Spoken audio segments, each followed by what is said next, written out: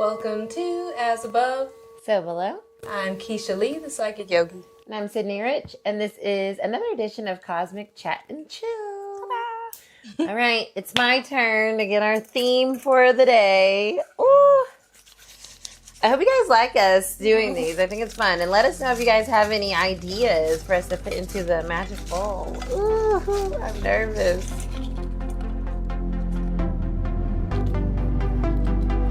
I'm nervous too. Spiritual awakening.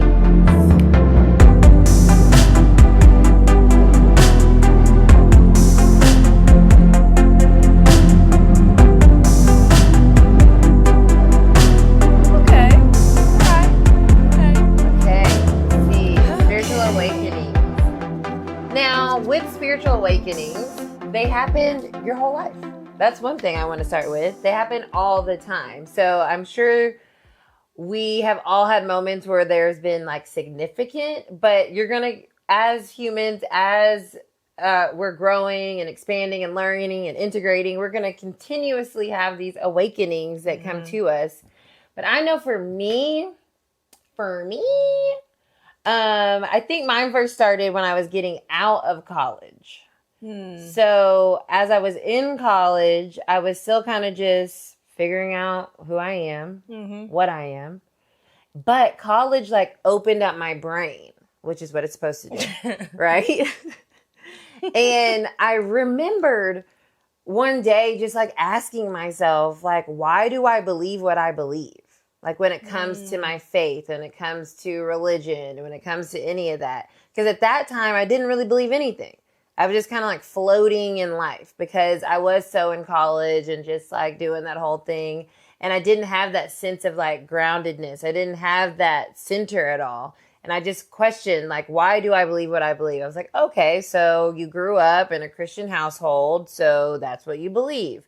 But then I started to think like, but is that what I believe at this moment in time right now?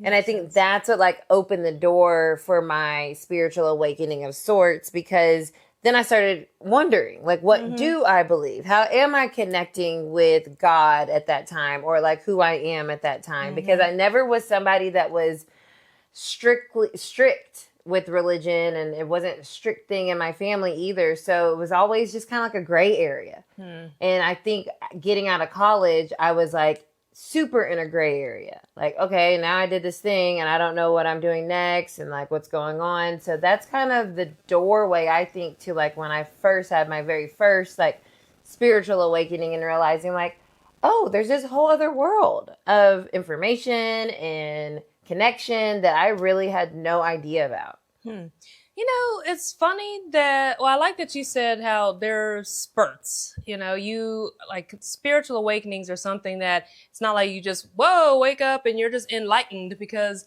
the way I describe enlightenment is kind of more French based, I guess, like the Clairs. But enlightenment is like moments of light, moments in light, right? Where things become illuminated and you're like, oh, so to me, that's what enlightenment is. It's not a destination, but like these milestones along the journey of self-awareness. And I want to say in hindsight, I can pinpoint certain moments that I would call a spiritual awakening. But the most significant would probably have been when I was like leaving my son's father and just trying to figure out, am I going to hell because I'm, had a child out of wedlock? I'm a, little heathen, and, I was fornicating out of marriage and all this stuff.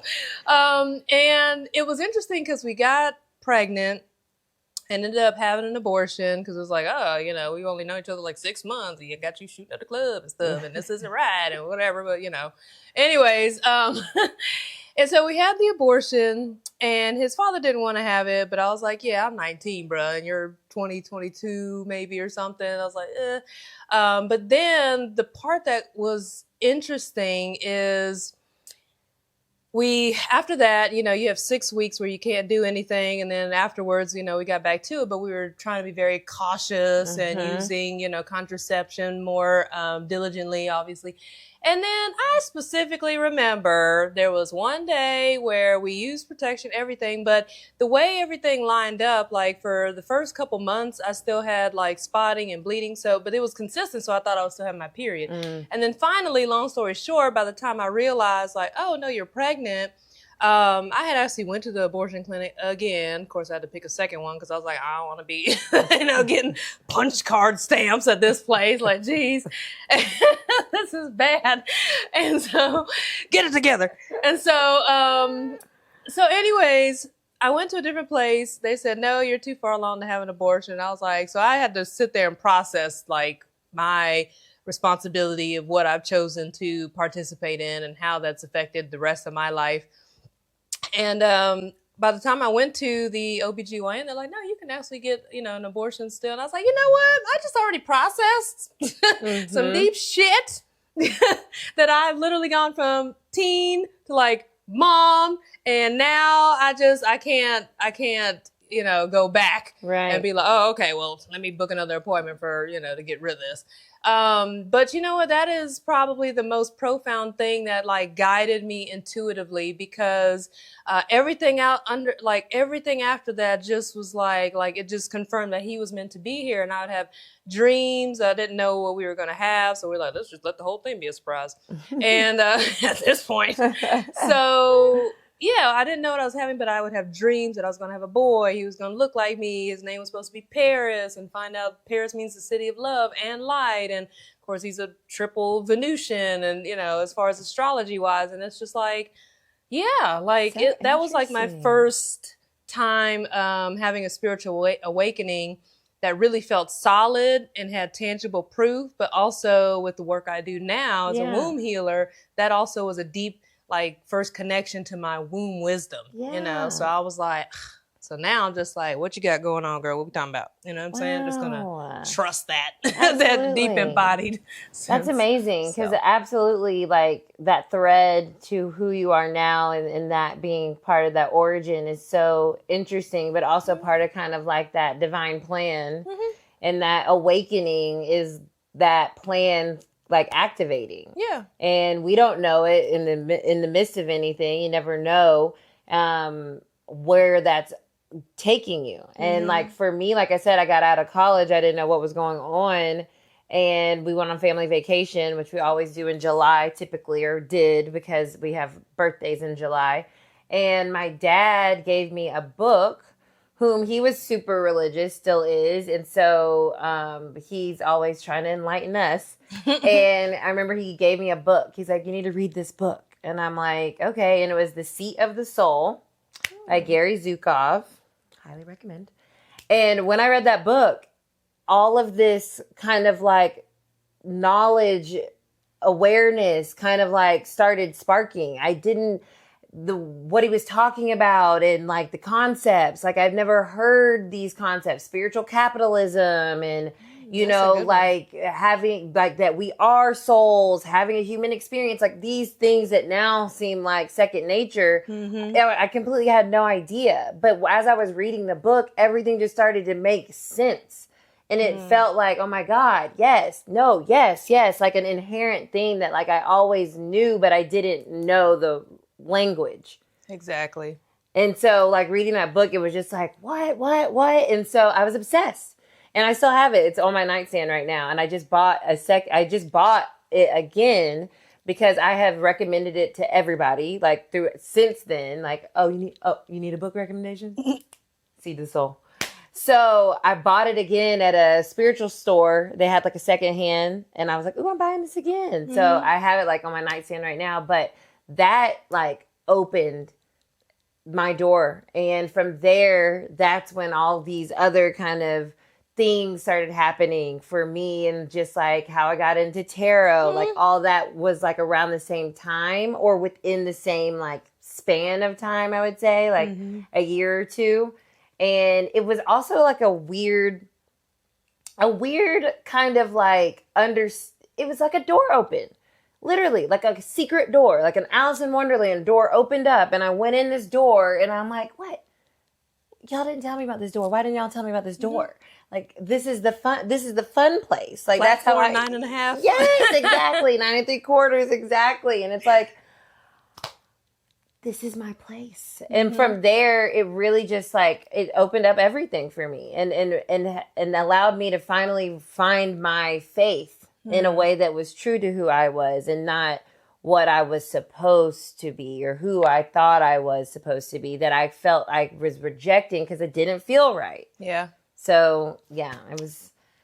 I find that that saying is true. Like, when the student is ready, the teacher will come. And as a teacher, many things, I've noticed that there's another saying where the teacher shows you where to look, but not what to see. Oh. You know, and Bars, bro. from a psychic standpoint, I'm like, yeah, not what to see, because that's your own journey. But I do notice that when it's your time to have a spiritual awakening, then a lot of times the things that you need will come to you. You just have to be open, receptive, and learn to like read the signs and be open to that, and open to just, you know, creativity and your imagination and that childlike creativity coming up and out of you, so that you can use that imagination as a tool to discern what certain things mean, you know, because like, I mean, culturally it's been known that Spirit speaks in signs and symbols and all these types of things. That's how, you know, just as far as consciousness, that's how the evolution of humanity has evolved. Right. You know, sacred mathematics and geometry, things like that. You got the pyramids. It's like, how do people do this? And, you know, it's all physics really, but at the same time, in the realm of spiritual awakenings, it's like metaphysical, beyond the physical, something that comes in and helps you to tangibly recreate your current reality. Yeah. You know what I mean? And so I notice also that spiritual awakenings don't always have to be like a disruptive, chaotic thing either. Right. As long as you assume or like set the intention that you can move through with ease and grace, because you are aware of what is happening. Personally, my most recent one, I actually went into what I call a sacred solitude. You know, because I'm like, I'm not talking to anybody. I'm not, you know, things are going out, but no one's talking to me. I'm like, am I not cute? What just happened? Like, you know, what's happening? But I realized it was the environments I was in. That was my awakening. Like, oh, the places you are, the people you're entertaining, things like that. This is not the calibration that you need to be in for this next level of life. So it wasn't anything like chaotic. I was out having fun and, you know, doing my thing.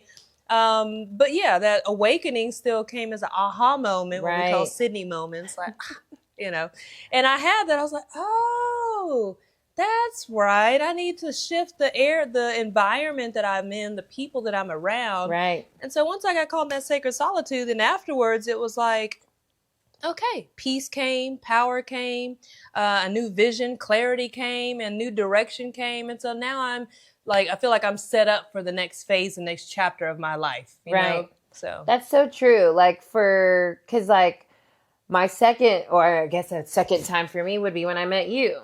So I was doing my thing, working at a festival. I knew what my life was going to be like. I was going to be doing all this stuff and I was going to be this and that.